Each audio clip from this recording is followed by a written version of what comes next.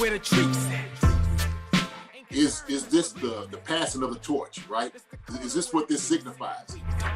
It comes down to that front office and what they feel is most important. The champ is here. We've touched down from a higher plane. Why you made it here? We always look forward to that week because it was always intense. You know that we ain't coming back. We about to. The man, the myth, the legend, Dante Hall. My favorite player growing up was Dante Hall. I love you guys in the show, but Dante was my guy. Get to dashing because you done on the warfare.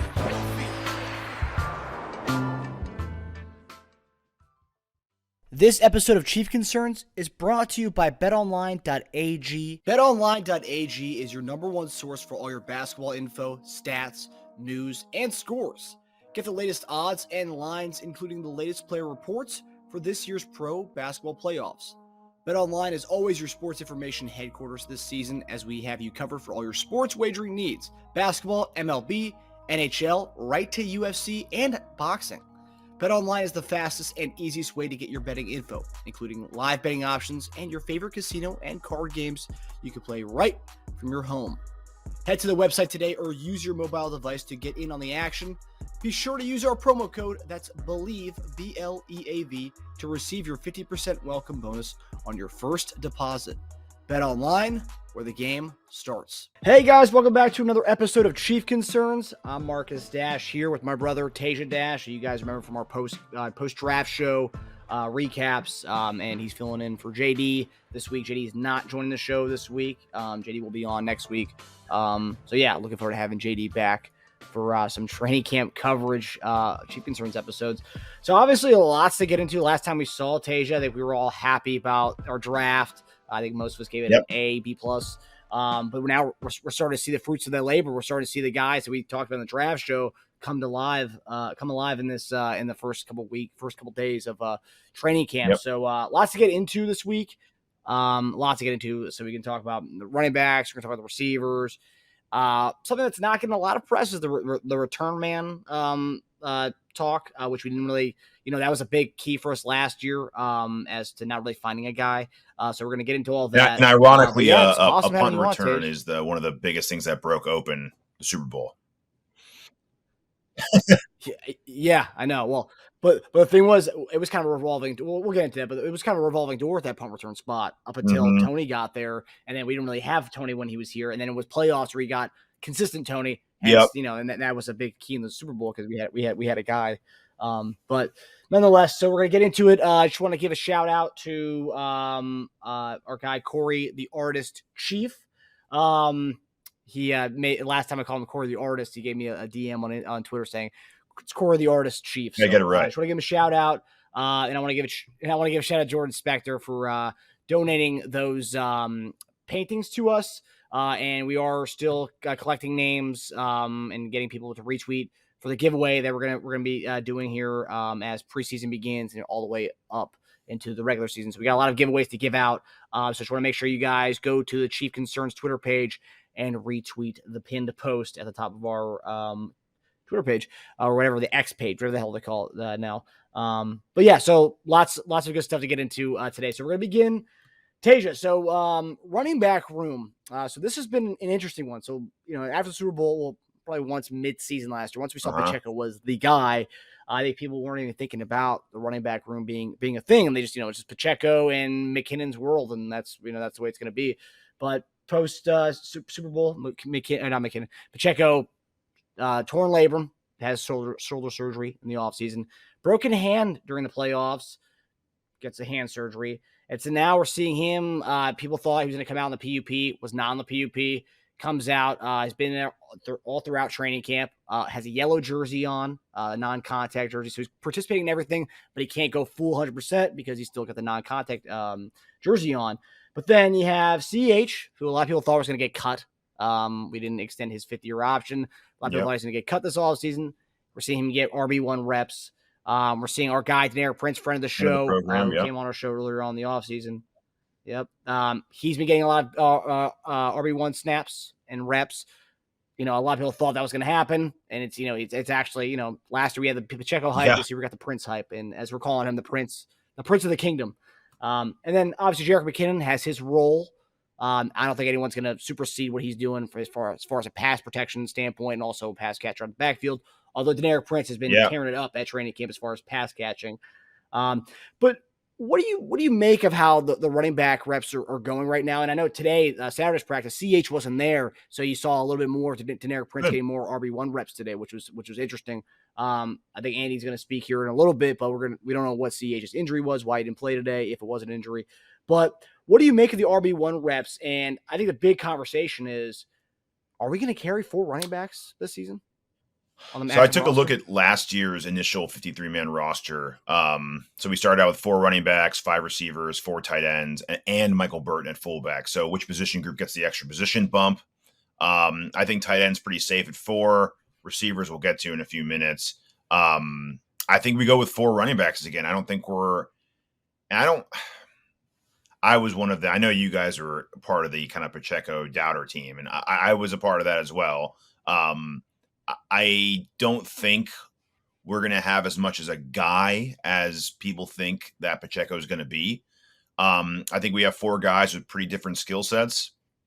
I think they're all hungry in their own way too, right? Like McKinnon lost some years in his career with a lot of injuries, unfortunate injuries that he's trying to make up for. McKinnon's on his 4th 1-year deal in a row.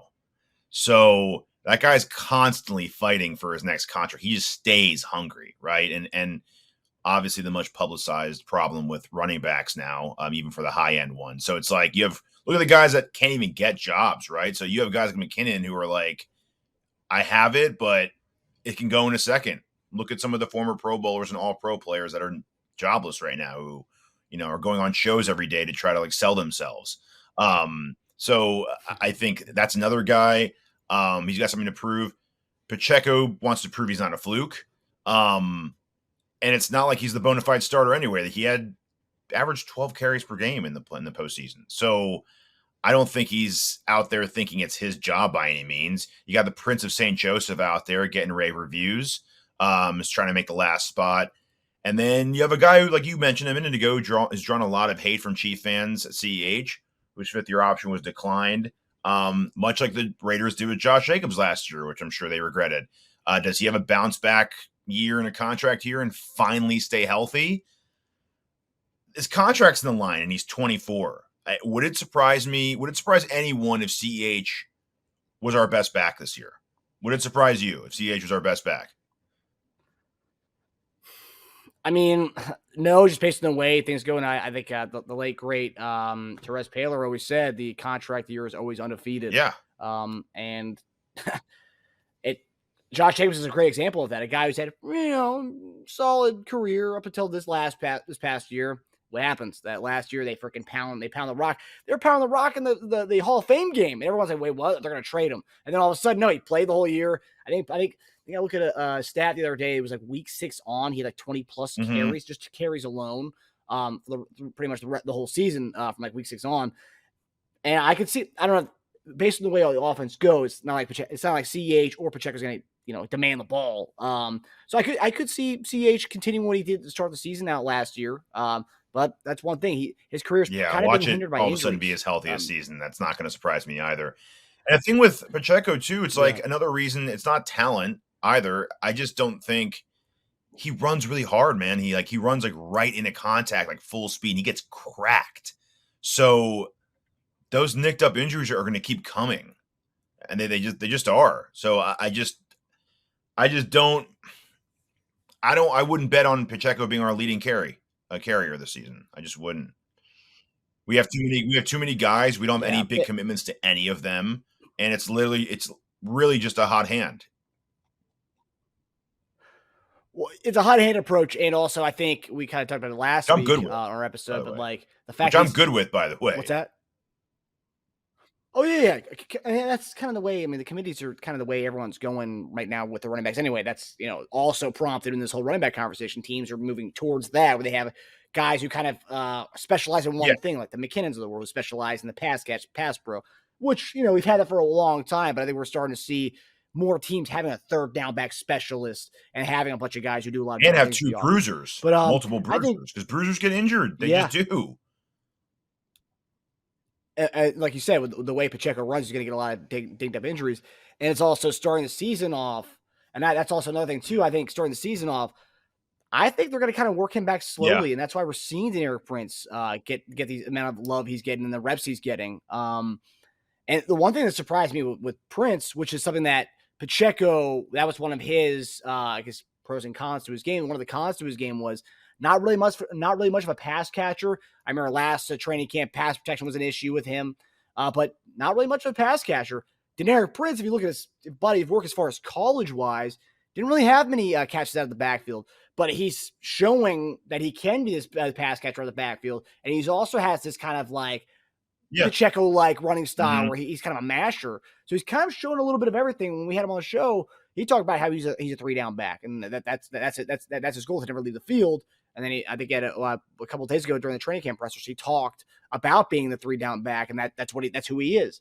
And you know, if that is the way they want to slowly get Pacheco back into the groove with it, because Torrey Lamb was no joke, neither is Broken Hand, especially for a running back who is a masher. You get Prince going, you get CH going, you get McKinnon going, you got kind of a 4, going the hot hand approach, and then and that's the thing. Pacheco was our lead dog in the Super Bowl. I think he had 13 carries in the Super Bowl. People forget, it doesn't feel like it, but he had 13 carries in the Super Bowl, which isn't. No, he like I said, he only averaged, I think, about a little over 12 carries a game in the Super Bowl. No, he had 15 in the Super Bowl. He had 10 in Cincinnati because he struggled a bit, which ironically is the game he caught the most ball. I think he caught like 5 balls that game, if I'm not mistaken. So the game he like struggled mightily is the game they tried to get him like, we need to get in the ball anyway we can. He actually had a good game catching. He had 5 for almost 60. So I mean, it's pretty good. It's other games he played well, but yeah, Cincinnati really stuffed him that game. But again, I mean, like going into the playoffs too, he was a little more like fresh legged because his last 2 games of the season, he only had 17 carries combined because we weren't like going nuts with our starters at that point. So they weren't, I mean, he was pretty fresh going into the playoffs with his legs. But yeah, I just don't think we're going to have to rely on a guy like that. There's no reason to do it. We have 4 guys with fresh legs who have great skill sets. I just think you distribute it. And if a guy's running well that game, you do it. Like I'm glad like the CEH thing happened. And I'm glad as far as like not extending him and not picking up his option, because we don't have like an obligation to make anyone the guy anymore. Like you're not the first round pick anymore. That time's gone. Like you're not regarded that way anymore. You're lucky to have a roster at this point. Like that's the thing. It's such a difference. So maybe like 5 or 10 years ago, a guy like CEH would have been like, just like cut me loose, let me go somewhere. But now it's like, I'm happy to have a job. It's a rough market out there for running backs. Yeah. So it's not as much about like the playing time anymore. It's more about just being employed, man. You have a guy who was our best back for years, who people loved, in Kareem Hunt, who still is not signed anywhere. So it's like you look at all a running back has to do about being happy about being 2nd, 3rd, or 4th string on their team. Go look at the free agents of running back and see what's ahead of you, because that competition to get a job is much worse than trying to beat out Pacheco for the number 1 running back position. Okay, so yep. I'm getting the injury report right now because their practice is over now. So CH, we're going to talk about the injuries so far during camp, but CH, not really an injury, just he's sick. So, it's funny though. He's sick, and I'm not dogging guys for not playing with their sick, and everyone, we don't know what it is, flu, whatever. But Pacheco's out there. The dude's recovering from a torn labrum. They were going to put him on the PUP. He's out there every day, showing his like usual energy that he has. When he gets up from a play, that's what he's doing. He's running out there, usually one of the first guys on the field. It's just, there's a difference in the hungriness, but I'm not going to get into that because like we don't know what kind of illness it is. But he's sick, so it's not like a long-term injury for CEH. Getting a lot of RB1 reps, so like he probably will be in a lot of ways. If Pacheco's limited going into the season and he's still in the yellow non-contact jersey, so like there's a chance that he may not suit up week 1. Even if he does, I don't think he's going to get obviously 15 to 18 carries. Well, yeah, I don't think he's ever going to get 18 carries anyway. I think his sweet spot's 12 to 15. But yeah, also in sad news, we're going to get into when we talk about injuries. Our friend of the show, Nazi Johnson, who's been tearing it up training camp, had a significant right knee injury during practice. Yeah, they closed up shop outside. It was storming. They went inside indoor facilities. First rep of Oh, team period. You heard us right, me. let's, Yeah, let's just and hope. he was tearing it up. Let's just hope he's all right. Let's just no out for seasons at this point. Yeah, and it's when they say significant, it's just it's rough because it's like again another guy, 7th-round pick, guy who worked his way up from the practice squad last year, tore it up on special teams, and then he was getting reps over what's his name, Jalen Watson, and which is like crazy because he was everyone's sweetheart last year. For a team last year, and Nazi was getting reps over him, and now just hope for the best. Obviously, let's hope for the best. That sucks. Yeah, good guy. Great guy off and on the field and friend of the show as well. So I agree with you. I think we are going to keep 4 running backs. I think the not having the fullback this year helps that. I just don't know because they love the tight ends over there, but I also think there's a chance that one of those tight ends that everyone is a big fan of might not be on the team this year. And we could kind of get into that a little bit, but like the fact that Matt Bushman, the tight end that everyone's talking about, who could be the future Blake Bell. I don't know if he's going to be the future Blake Bell because Andy Reid was talking yesterday after practice about his blocking. That's something that needs to be fixed a little bit. Blake Bell's a great blocker. That's what kind of the only thing he does. Yeah. But Jody Fortson was having kind of a rough camp, a lot of drops, and then he gets hurt yesterday with a right shoulder injury. He can't stay healthy. But he's like that's CEH and tight ends. Yeah, well, no, I know, that part of it. I just meant like guy we wanted to succeed because he looks what we need, but he just can't stay healthy. Yep. Noah Gray's been having a great camp. And Travis Kelce's Travis Kelce. So like. There's 5 tight ends we have. If they replace, they're not going to keep 5 tight ends, I don't think. So they're probably going to replace one with somebody else. Yeah. If they are going to do that. But Bushman, they're very high on Bushman. I believe Bushman's a BYU guy. Coach Reid, BYU guy. So have they come out and said how serious? I know there was early reports on Fortson, not how serious it is. No, not really. Okay. Andy might talk about it a little bit today, but right shoulder injury. And has he had shoulder injuries in the past? Last year he had a left forearm. This was right shoulder. He had a left forearm elbow injury. Yeah, but last year it was upper body. It was a left forearm elbow, but I think before that was legs, lower body. So, so we're gonna move on to the second skill position, which is another one. Big time battles. Everyone's been kind of keying in on that, but with an injury that happened this week, it might actually open up some doors for some guys who may have been on the bubble with this Kadarius Toney injury. So we're going to go with the receivers. Obviously, everyone who watched the draft show knows Teja was huge on Rashee Rice. Pre-draft, he liked Rashee Rice. And so far during camp, he's doing pretty well. I mean, Mahomes... This is the guy that Mahomes told Veach to go get. Like, he worked out Quentin Johnson. He worked out with Zay Flowers, but he told him Rashee Rice is the guy to draft, which is interesting. And you're already seeing during camp, he's been kind of the go-to guy. Yeah, MVS has caught the bombs and stuff, and Kelce's doing what Kelce does. But Rashee Rice has been not even close the guy for Mahomes in training camp so far. So if you're a fantasy guy, keep that in mind. Maybe mid late round steal. Yeah, for us who live in the DC area, it's like it's easier for us to go to a guy like Rashee Rice. Whereas, like, problem is we're in the same leagues with each other, so like we two Chief fans. Oh. Yep, someone's got to reach for the guy they want between us. But anyway, so Kadarius Toney out for a while. There's kind of some uncertainty as to when he's going to return. He said he'll be back by week 1, but then Coach Reid was like, well, he wants to be back by week 1, but we're guys tear ACLs like 2 months ago, and they say they're back for week 1. That's they always say they're back for week 1. Yeah, well, yeah, that's the thing. Like, Pacheco said, I want to run for 1,000 yards. I want to be back by week 1. Yeah, you want to do all that, but the team, as far as this team's looking for January and February. They don't really care about September. I mean, obviously we do, but like, they're not going to rush you back for September games. So we talked about on the show that the competition at receiver is deep. We have a lot of talent in the room. We saw one guy, John Ross, former first-round pick, holds the record for fastest 40-yard dash time at the Combine, retired this week. And I got to tell you, he told Coach Reid said he didn't really say much. He just said he was just kind of done with it, it seemed. And I think it speaks for me. No one's saying this, but I think it speaks for me. Totally. It tells you what kind of Totally. talent we have in the receiver room and how deep it is. If I let's say I was trying out for a sport, yeah. and I showed up and I saw like these guys, like let's say it was basketball, and these guys were dunking, like going through between the legs. I'm like, let's go. Like let's beat the rush out of here. Like I'm not gonna like what am I gonna waste my time? Like that's I mean, so when a person leaves early in the competition, you usually think when there's a lot of money on the line, you think you can get a roster spot somewhere.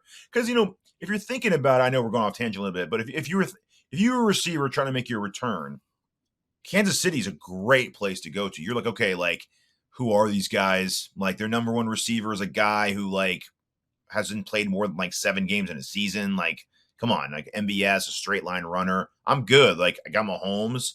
It's a great place to go to. And then you crap out and leave, right in the start of training camp. It's because like, you're like, all right, maybe I can't do this. Maybe these guys, just because I don't know who they are, they can ball. I can't make the team. Yeah. Yeah. So yeah, John Ross, it causes losses. And also too, I play college football. If you're half in, man, at a lower level, D2 and D3, if you're half in, yeah, like there's no point being there. And if he's half in, who knows? He may go play XFL or USFL. But if he's half in, I think it's time. I mean, and obviously he retired from the NFL, so I'm curious to see what he does if he goes to play XFL or USFL. That'd be interesting. A guy retired from the NFL to go play in the other leagues. These other leagues, people use them as like a launching pad to get back to the NFL. Yeah. So that's going to be interesting to see what happens with him. But wish him the best. So anyway, a lot of depth in the receiver room. But I think we were talking about, are we going to keep 7 receivers? And now with Tony's injury, I think it tells you whoever that 7th receiver was, I think they're going to keep that extra guy.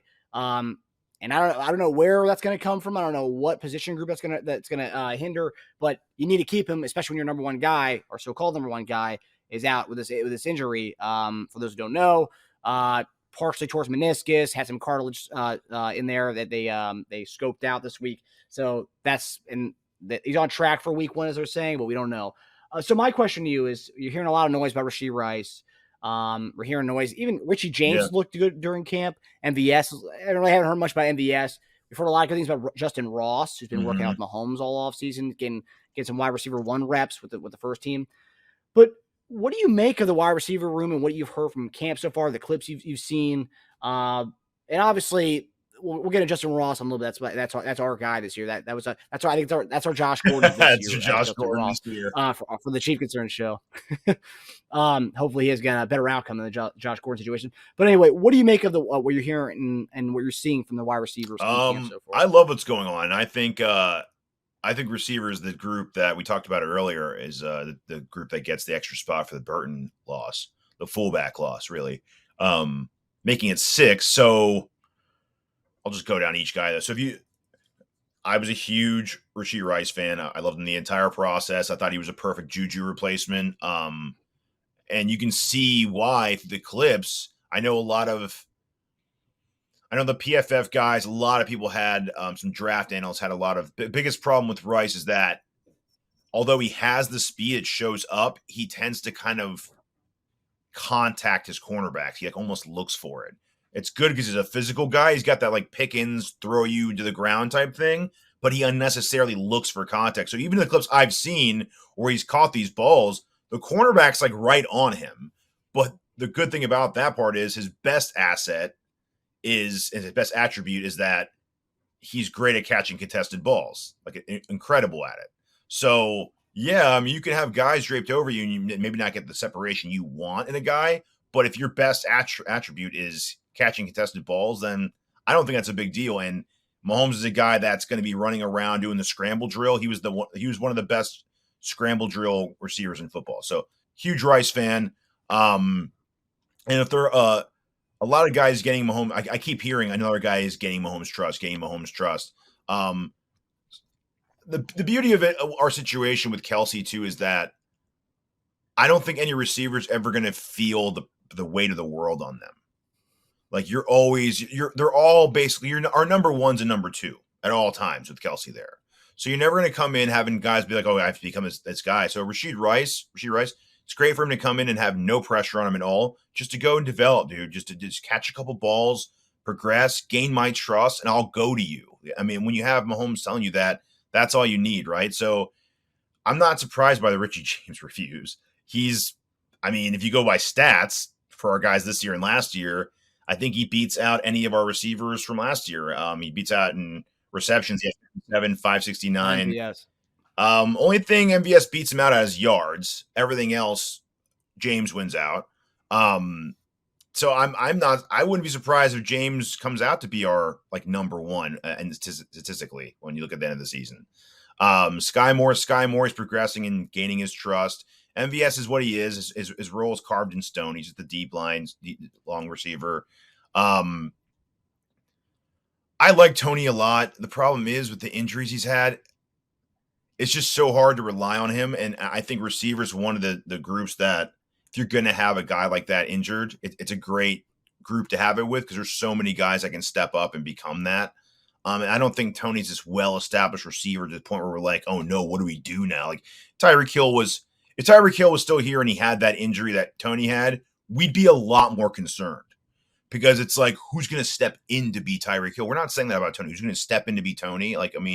And do what? Like catch 2 balls for us in a pivotal game? Like Tony hasn't been our lean on number one receiver. So I'm not as really concerned about that. The last spot really comes down to Ross or Watson, but if Tony starts out on the injured list, which I think there's a high possibility could, even though they're saying track for week 1, then they both make it for now. And that's not even a problem at all. So maybe that's why we saw all this Justyn Ross excessive number 1 reps after Tony went down, right? Isn't that the order of things? Tony went down, and then we started seeing Ross's name running with the number 1s a lot because they're like, look, we might. Not actually, no, because he was running with the runs before that, but then you obviously heard more getting involved. He was involved with the runs before that, which is I saw him. I heard he's running as a gunner. I don't know, man. I don't know if Ross has got special team listed on him, man. A guy with his injury past, I wouldn't be putting him in special teams. But you know what? If he looks like he's healthy, then go for it. But it's a little scary for me. But if you were telling me we had to pick between Watson or Ross, if Ross keeps going at the trajectory he's going right now and getting the trust of Mahomes and the potential he has, I would lean Ross. We know what Watson is. We know what he has. I just think you have to go potential on that one.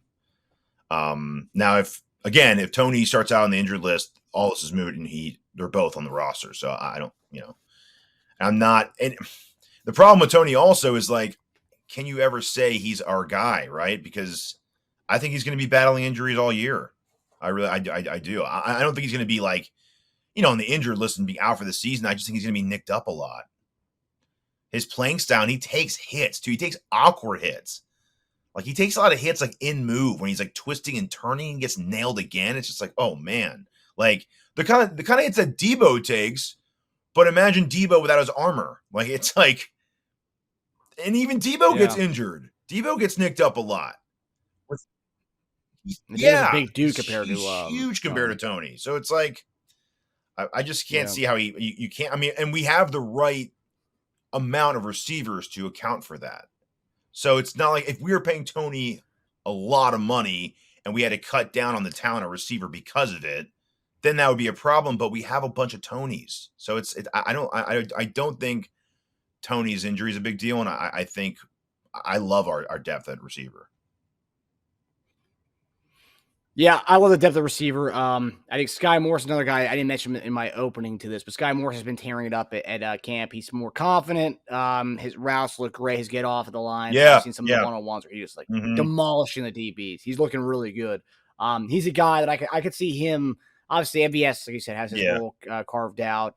He's our deep threat, an expensive deep threat. That is.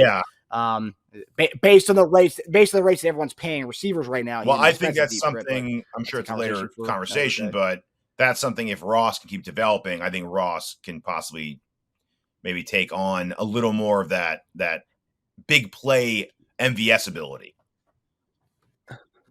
Build wise, they're very similar, but the way they play is a little different. Ross, no, he doesn't, but he can have big plays. I think MVS is our big play, in the air guy. Oh yeah, for sure, for sure.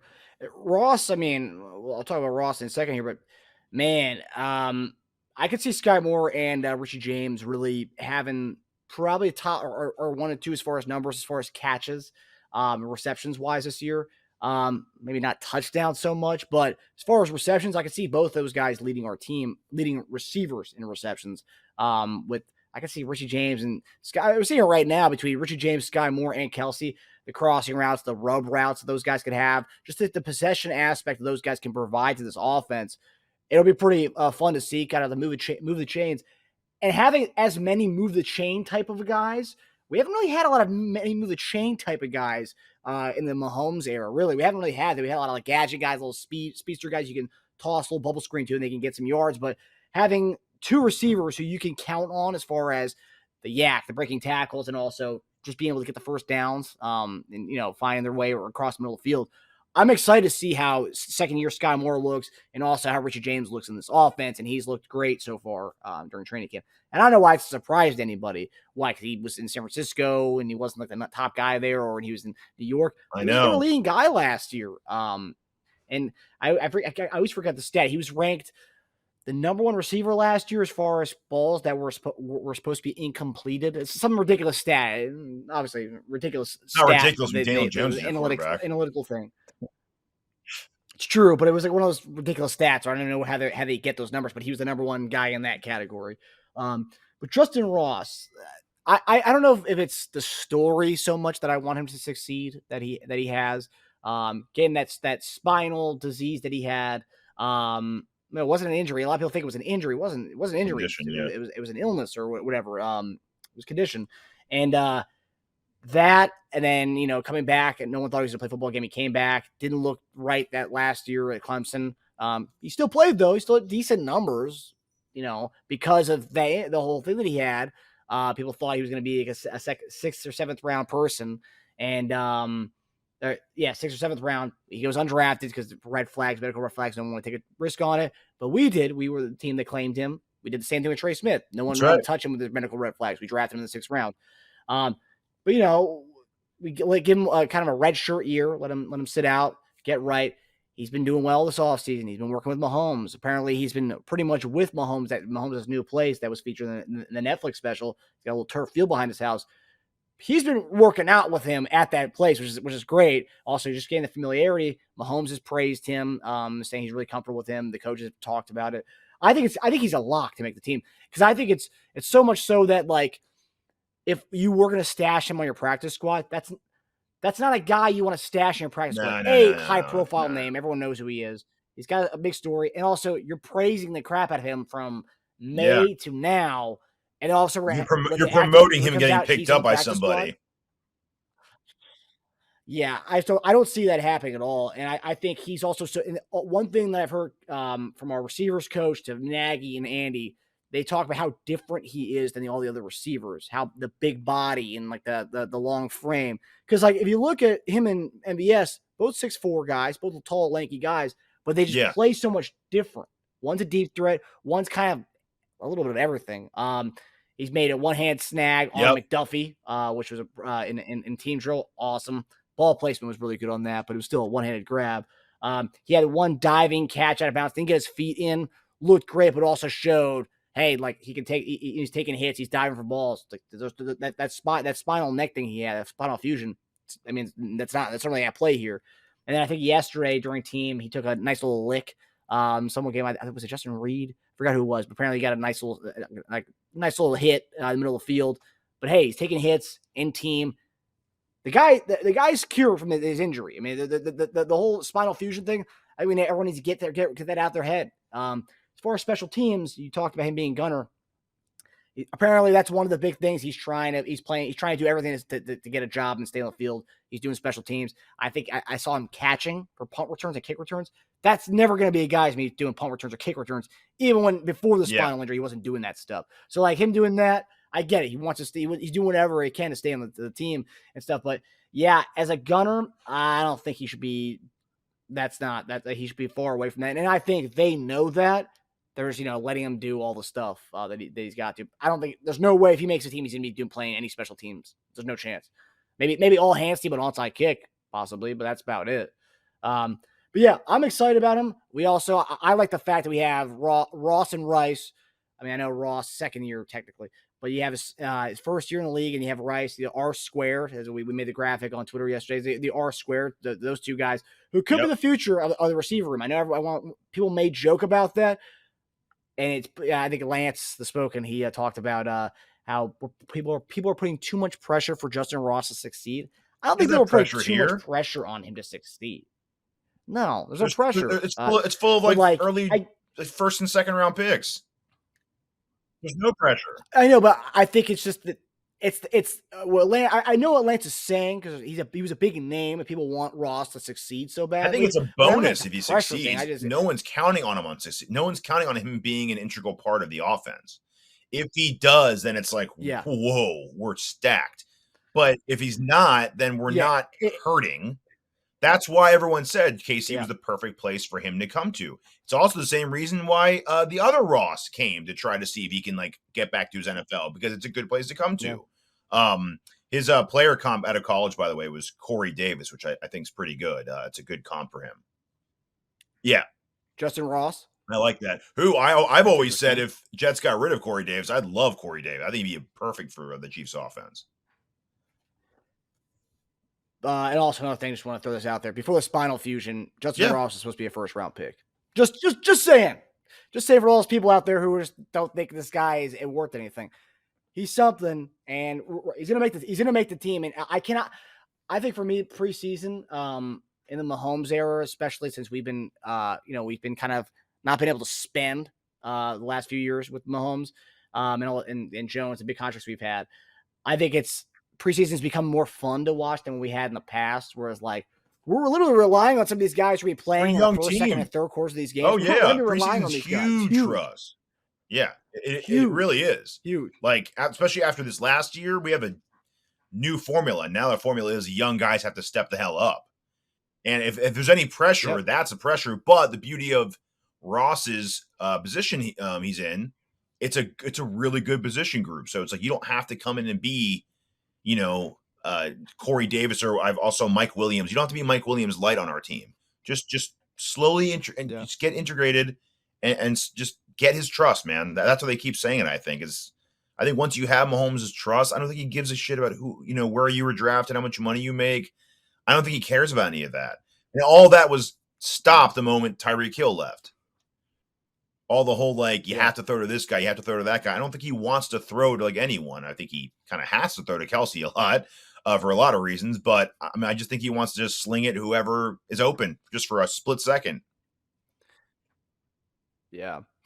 And also, I'm starting to see a trend here with the running backs and receivers that we have. We're getting a lot of guys who are just hungry. Richie James has never been a high caliber guy in the league. He doesn't make much. 1 year, $5 million deal.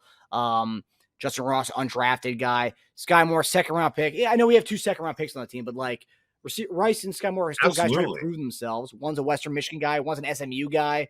MVS, he's making good money, but never a top dog anywhere. But I would say he's the only one who probably he has his niche carved out. Tony, another guy who's been doubted. MVS in his own way in the league, wants to have his contract continued, right? Because he's making big money, so he might get cut or waived next year.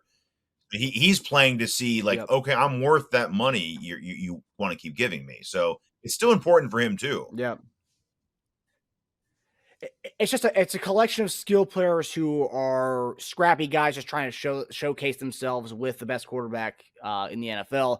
It's just interesting. It's a cool spot, and it's also awesome that all these guys we're mentioning, they've been working out with Mahomes since February. Since the Super Bowl ended, they've been in Texas working out with Mahomes. So it's like Justyn Ross has been putting in the work. Skyy Moore's been putting in the work. Richie James, as soon as we signed him, he was down in Texas.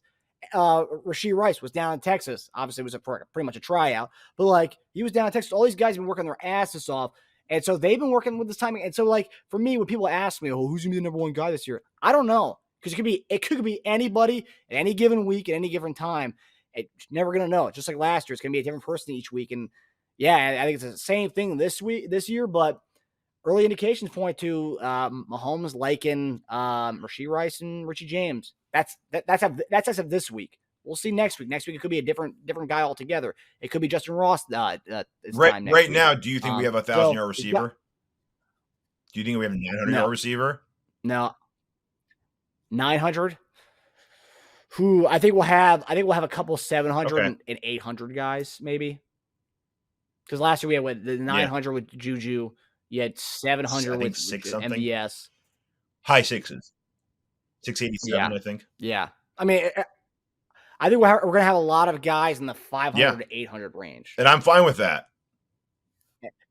Yeah. And I don't think Rice will be, but if he, and not Rice. Actually, I don't know. Based on history with the rookie receivers, since Andy Reid being in Kansas City, that has not happened. I think only over 500 yards once, I believe, from a rookie receiver. I don't. But this is also the first year we don't have like a former or present bona fide number one receiver. I said past or present. He's been a number one in his past. Okay. And when you look at the depth chart, anyone that listed our depth chart had Juju number one receiver up there. I guess MVS is listed as that, but like, come on, like MVS has always been a complimentary guy. He's not a number one, so who knows? They can change. If there's a year to change that, it could be this year. Yeah. I mean, look at Skyy Moore's numbers last year. I think people are going to see that. That's the thing. They're two totally different types of receivers, Rice and Skyy Moore. So their numbers could be totally different. If Ross has the 500 or 600 yards this year, well, I think you can just give us a first class ticket to the Super Bowl, because if Ross is putting up numbers like that, a guy no one sees doing that, sky's the limit for this team in offense this year. And if Skyy Moore has 500, that's double what he had last year. So doubling your production from year one to year two is great. So I know people might say 500, oh man, but like that's doubling his production. Yeah. And it's a right trajectory. And also I do think he's been one of the guys who gets the 500, 800 yard range. I would hope so. I hope so too. Because I'm looking at like how is Mahomes going to hit the markers that he hit it last year with guys not hitting the 1,000 yards. Obviously, we're talking about receivers, not tight ends. But as when people keep saying, "Oh, Kelce's going to decline at some point here," well, whenever that does happen, we're going to have the other guys stepping up. Because Juju almost got 1,000. He got like 9 something, and then Hardman had like 300. About like 1,200. Yeah. So they have like 1,200 yards to make up pretty much. Mm-hmm. I mean, yeah. You get a couple of guys getting 400 yards. Well, let's just say 1,200 yards right there. We said Skyy Moore should get 500. So let's just say 300 more right there. Yeah. Let's give Rice 400. That's 700 right there. You give like Justyn Ross, like let's just go low. Let's go like 200 or 250 or let's go 200. 900 right there, and then Richie James, you give him like 300-400. Yeah, and I think Richie James. But like, think about that. We went low though. We didn't like go nuts on anybody. Yeah. Like it's normal numbers for them. I didn't even say give MVS another 100 because you could easily say that. And we're not even talking about the aspect of having Deneric Prince's catches. We also didn't talk about Tony either. Or Tony, yeah. So, I mean, honestly, I don't see why he should. I mean, you could have an even better year with what he's got. Yeah, no, I agree. Yeah, it's going to be interesting. Like we said, the receiver room, you could talk all day long about each one of these guys. So, like, it's going to be interesting to see how things play out. And I can't wait till week 1 of preseason. I can't. Yeah, watching the third and fourth quarter, seeing guys like come in and seeing how they dominate. And with the amount of guys who are rotating with the ones like during training camp, I'm curious to see which ones will be playing the first and second quarter. Yeah, which ones get the third quarter, fourth quarter reps. I know so many guys are rotating at once. So it's interesting. And I know there's a lot of Justin Watson fans out there. He signed a 2-year deal, and I know someone's like commented on one of the tweets I had. Yeah, he signed a 2-year deal, but we can cut him with pretty much no penalty, guys. So like that doesn't just because he signed a 2-year deal doesn't mean anything. I mean, it's funny because I haven't heard his name that much at all. No, well, some of the guys who've been commenting on our channel have been saying we've been one of the few channels that's been giving positive press for Justyn Ross, and then saying how like guys like Justin Watson are getting like unfair like credit posts from Arrowhead Pride and other YouTube channels. Just like he has one catch, oh man, Justin Watson, a sure-handed grab down the middle. Like, and I think I saw the clip too. It wasn't even like that impressive a grab, but then Justin Watson, it's like, oh no, like, I think I'm making the team. Doesn't matter. It's like, no, not Justin Watson. Justyn Ross not going to make the team. We'll but see. Whatever. Yeah, I trust. Talking, that's the beauty of having. I always say it's the beauty of having a management and coaching staff that you trust. That you don't have to second guess things all the time and be like, well, you made the wrong decision. Like they're not. They have no favoritism. They're keeping who they think is the best player. Yeah. It's funny, too, because last year this time, everyone's like, oh, Mahomes trusts Justyn Watson. Okay, well, who's Mahomes trust this year? Because Mahomes has been working out with Justyn Ross. And I've heard more talk about Justyn Ross and Mahomes than I've heard Justyn Watson and Mahomes. And we know we're getting with Justyn Watson. Justyn Ross, as you said earlier on, he's got the potential. And I think I'm here for Justyn Ross. I think if he makes the team, I'm saying right now, I'm going to get a Justyn Ross jersey. It's definitely a sexier name. That's for sure. For sure. And it's also a sexier and more of a compelling story. It's the whole scope. He's got the whole package going. That story is if he makes a team and actually does something with his team, whether it's this year or next year, that's gonna be a story. You could see like a TV movie out of that at some point. No, I know you're not. That's serious. I'll write the script for that. All right, and Justyn Ross has been a guy I've been trying to get on the show for a really long time since last year. So we're still trying to make that happen. So I want to make the team first, if that ever happens. I get it. Yeah. Yes. Okay. So our next topic, we mentioned in the opener, Return Man, and whoever follows the show knows we've been following Return Man the whole process last year. How dismal it was last year, just to see what was going on with that. For a team that's been primarily pretty damn good at special teams, especially the return side of things, since the Andy Reid and Dave Toub have been here. Last year was a disaster from all scope of special teams, really, but mainly special teams. So last year, as we said, it was a tricky thing finding a return man, a consistent guy, revolving door punt return up until the playoffs when KT kind of took off and was healthy. Kick return was pretty much held in check by Pacheco all year. JD and I weren't the biggest fans of Pacheco being the kick return, and especially now with his torn labrum and broken hand, they're not going to be having him. He will not be playing special teams this year. No kick return. Especially with him being the RB1 now on top of the nursing an injury. So it looks like it's an open competition at kick return.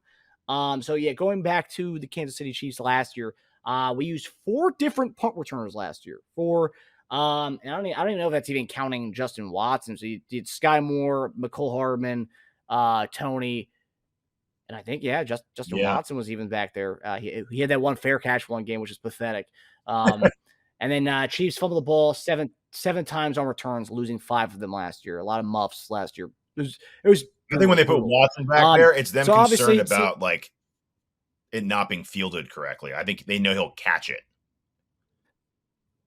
It was catching, because it was. I think it was after a couple games where Skyy. It's like back in the day, whenever like the Patriots flashy punt returner would mess up, they'd put like Welker back there to fair catch it and just be like, all right, or like Edelman, they'd put him down just a fair catch and just a sure-handed guy, you know? Yeah, they were good. Decent punt returners, they were returners though, both those guys.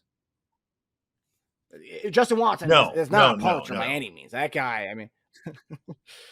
He's a fast guy. It just shows you how scared they are about the punt not being fielded. Yeah. And luckily, we have a lot of guys who are rotating in at that right now, so we're going to get into a little bit of that. So whenever Kadarius Toney returns, he will be the punt returner. Ironically, this is how he got hurt. They were doing a punt return drill, fielding drill, where he planted, and that's where he tore his meniscus, or partially tore his meniscus. So that's what happened. So I don't know if it's going to hinder him playing punt return when he comes back, but he obviously who knows what would happen if he didn't return that punt in the Super Bowl and did what it did. So like he's a good best punt return we have on the team. But other guys for the kickoff return to take over what Pacheco's been doing. That's been kind of the one we've seen the most. as far as Deneric Prince and Richie James doing that as at the kick return spot. So we've seen Deneric Prince. Dave Toby even said that Deneric Prince reminded him of Niles Davis. Niles Davis. I said that a while ago. He was a solid kick return. He reminded me of him big time. Yeah. And that was the funny thing, because I thought Pacheco running style out of college looked like Niles Davis. And then when they said Niles Davis kind of reminds me of Darian Prince, I was like, oh, I can see that. But yeah, so far, Deneric Prince and Richie James have been the top two guys. I think Richie James being the number one guy, and Deneric Prince being the number two guy as far as returning kicks so far during training camp. So that pretty solid. Richie James has shown he can return, mostly on the punt return side of things. That's right. But then, as far as the punt return, if they want to limit Kadarius Toney, and until Kadarius Toney returns, the punt return's kind of in flux right now. But Richie James being number one, getting punt return reps. Emir Smith-Marsette's been number two in getting punt return reps. And then Nico Remigio, rookie out of Fresno State. I'm a big fan of his, getting punt return reps for the number three spot. And then Skyy Moore also working in as well at the punt return reps. So first off, my question to you is, it's a big deal. We're a franchise who had Dante Hall. We're a franchise who's, we've always had competent guys back there to return kicks for us. Merrick Vanover, Tyreek, Hardman. I mean, there's been guys over the last few years. We've had guys. D'Anthony Thomas was a solid return man for us too. We've always had guys consistently. Charles returning kicks for us for a little bit too. We've always had guys back there, and so not really having a guy and they kind of having revolving doors kind of scary. So my question to you is, how big of a deal is it to lock down a consistent guy out the gate? And so we're not having this four revolving door, different guys every week next year. I don't think we're going to have a consistent guy all year. Yeah, I think it's going to be a rough ride this year for us again. Yeah, I don't have a lot of. Why? Are you not a Richie James fan? So let me start with Toney, because I think he's got the most talent to be the best return man. Even if they said he's our full-time guy who's going to might be a part-time player because of his injuries. So can you rely on him to be your return man all year? I think if you're saying Toney's our guy, then okay, who's our number two? Because that guy's going to be returning him half the time. So. Well, I think you look at the punt return aspect. You look at those guys I mentioned. It's Richie James. I think Richie James will be the main punt return guy, because kick return, that's not Toney's thing. That's a totally. I'd love for Skyy to become the guy, but dude, that was every time he was back there, I was like, oh my god, he's definitely Skyy Moore's one muff punt away from them just going, whoever brings him up again is fired. Don't ever bring him up again. He's got some kind of mental block with it. He can't. He does he must do it great in practice. He must tear it up in practice, because they kept giving him shot after shot. I would bank on Richie James being the guy. He's got a lot of experience with it.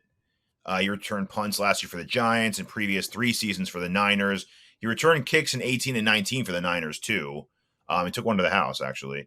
I think he's also got the right, as far as look goes, I think he's got the right blend of speed and wiggle too, because Pacheco and Prince are more just kind of catch and straight, just start running guys. They don't have a lot of wiggle to them, but I think James has that right combination. But I think even if we do have a lockdown return man, I would expect to see a lot of guys back there trying throughout the season. The only I thing think James ends up being our most worked return man this year. When you say return man, are you talking strictly? I think he's our or are you talking punt guy? Unless they just are like, you know what, we're just not going to go. If they make Toney a punt return, they got to be like, okay, well then we're not going to. He's not like a 10 target guy for us on offense. That's done. Because he's going to get injured. Really? You think? What? He's going to get injured if you give him, because he's kind of like Debo light. So what? 3 carries a game, 6 catches a game, and punt returns. He's going to get killed out there. You can't do it. Now, if he's more of a gadgety guy, and you're spreading the ball around to 6 different receivers, like we said, everyone gets 500 yards. Because it's not like I mean, it's not like you said Tony's going to be a 900-yard guy, right? What's he going to be, a 5 to 4 to No. 7, 5 to 8? I think best case for him is about 800 yards. I think realistically between 6 and 8. Worst case. Okay, so that's not much I'd more say than like that. what, 3 to 5 catches a game, 3-4 catches a game. No, because I don't think we're Yeah. gonna have a legit number one receiver. That's why I'm Well, then saying he could be that. Yeah, he is yeah. gonna If we're stay not a punt over, returner. I was saying if we're overworking him on offense, there's no way in hell he's gonna be a punt returner. But if they're like, you Not know, happening. 2-3 carries a game, fun end rounds, and then a couple of 3-4 catches, yeah, I think he could be the punt returner. I still think he gets banged up because it just even with a low work amount, he's gonna get banged up. James has done both. I don't think it's crazy for him to do both. It seems like they like more of the catch and just go guys though, which is like got Pacheco and Prince written all over it. Just like catch it and just use your clocked fast as hell speed to get up the field and get as best field position as possible. Yeah. He didn't do so we're just talking Richie James right now, because I do think Richie James will be, well, Tony's not there. I think Richie James will be the number one punt return guy. I think it's not even close. He will be the punt return guy. I don't see Prince doing that. He didn't even say his name, they didn't even say his name in the punt return. He hasn't been back there.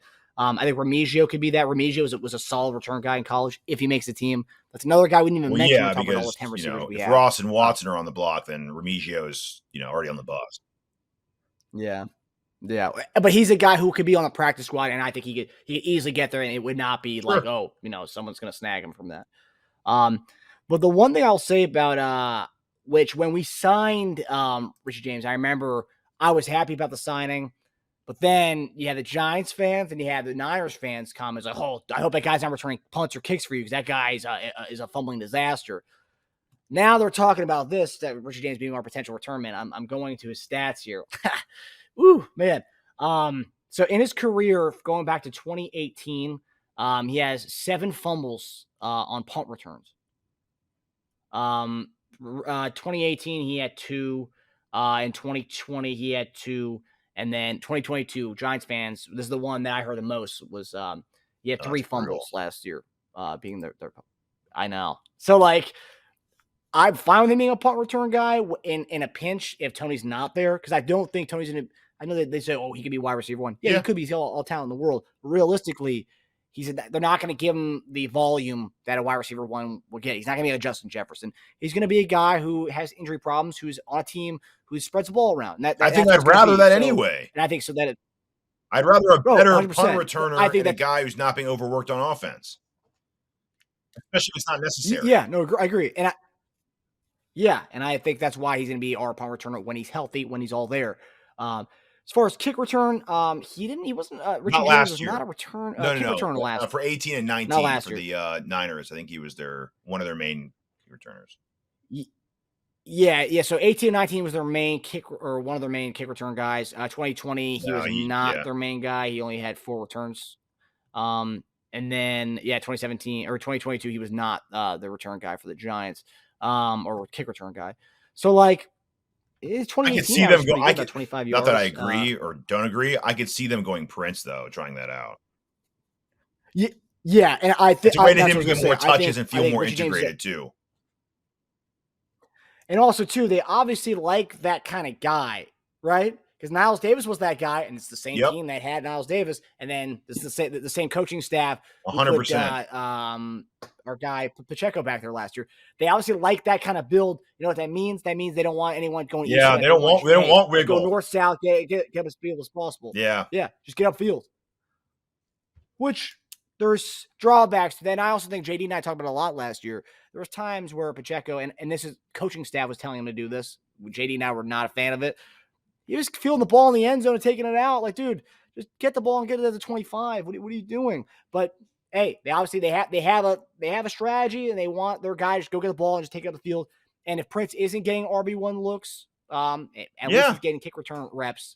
And also it keeps him on the team too. We talk about having 4 running backs. It also gives him a spot. Hey, he's our kick return guy. So Yeah, interesting to see how they return. I think that's one of the things people aren't talking about as much is because I think people have forgotten how much of an issue this was this last year. Well, And so like Tony's punter this is an return kind of issue. made you forget about a season of gaffes. Yeah, but then people forget how often when he was out after we got him, he was out for the next 5 weeks. We had Hardman and other people rotating in at that spot, and Hardman barely did it because he was hurt last year, most of the year. Yeah. Another thing to look for in so talking about preseason, injuries, keep I know. returning. Oh, return for sure. Yeah, that's definitely one of the biggest things. Yeah, that's why I addressed it on our first training camp show. I had to make mention of the return specialists. So as we close out the show, obviously every team is looking at their squad, looking at the injuries that have happened in training camp so far. Biggest one was the Jalen Ramsey injury. Overall NFL, he's going to be out 6 to 8 weeks. We'll miss a good chunk of the season.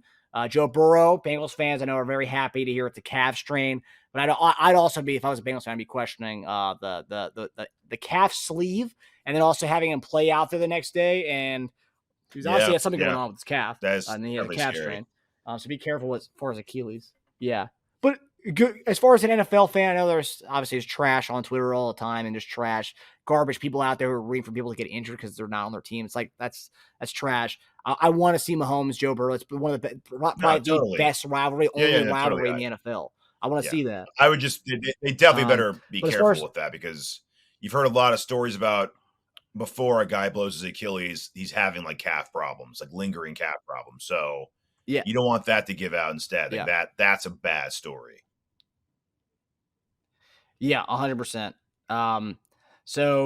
But looking at the Chiefs, we've already mentioned Kadarius Toney's injury, partial meniscus tear, had surgery on it, get cartilage cleaned out of there.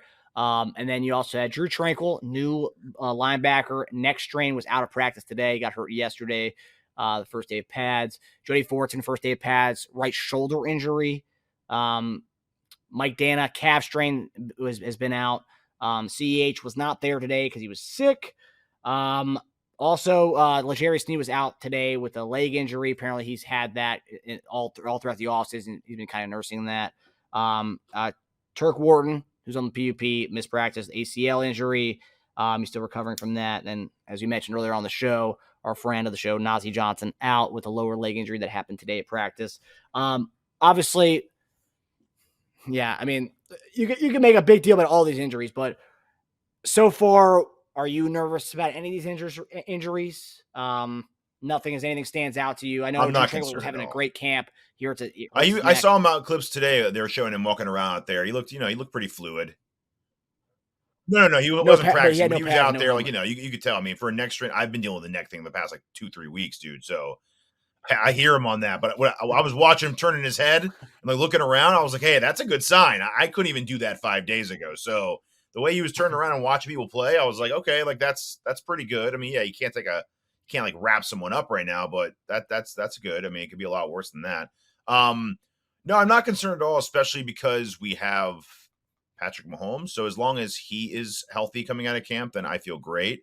And as long as any injury sustained, I know it sounds like insensitive as hell. It sounds ridiculous saying it, but as long as the injuries sustained are to positions that we have depth in, then it's not really going to hurt that much. So running back, linebacker, receiver, edge, we have pretty good depth at all those positions. We're a pretty deep team overall in most of our positions. So I'm not concerned at all. So far, I'd say we're extremely lucky. Extremely lucky outside the Canadian. Yeah, but even that's, if that's your worst, let's say if that's our worst one, knock on wood, coming out of camp, I'd still be very happy because, again, we're having a hard time saying who's gonna get cut from our receiver group. So if you have an injury to start the season, a receiver, it's not the worst thing in the world. That's a position group that we can, withstand an injury to. Yeah, no, I agree. Mike Dana, calf strain. I don't like to see any injuries at all, obviously, but like the injury on the D line, especially with Chris Jones being out, I want as many guys out there as possible on the D line. Dana's been one of those guys who can play inside and outside, one of the few on the team who can do both as far as be on the edge and not be on the edge. So yeah, I hope he gets back soon. But yeah, we are lucky. Hopefully our guy Jody Fortson can bounce back He's one of the guys, as we mentioned, gets hurt quite often. So hopefully he bounces back and we can see him on the practice field soon. But they didn't make it. It wasn't seem like they were very upset about the injury, so it doesn't seem like it's that big of a deal. So we'll take it for what it is. But yeah, so I hope you guys enjoyed the episode with our guy Teja Dash, who will be joining us this year on our post game shows. So we're back, really excited to have him on Chief Concerns. Yeah, he'll be back. But yeah, so that does it for us. Hope you guys enjoyed the episode. JD and I will see you guys next week on Chief Concerns, and hopefully cross fingers, no more injuries. Hopefully Najee Johnson's okay, and hopefully we see our guy Justyn Ross shine. I literally just saw a clip on Twitter of Justyn Ross doing his thing at practice. They've been very limited on the Justyn Ross clips, so let's get some more Justyn Ross vibes going here, guys. All right, guys. Later on. We'll see you guys next week. Hi, everybody. Thanks for watching. Subscribe here to get the latest from the show. Also, be sure to check out the best clips from Chief Concerns. And if you prefer to listen to the show, subscribe and follow us on Apple Podcasts, Spotify, and anywhere else you get your podcasts.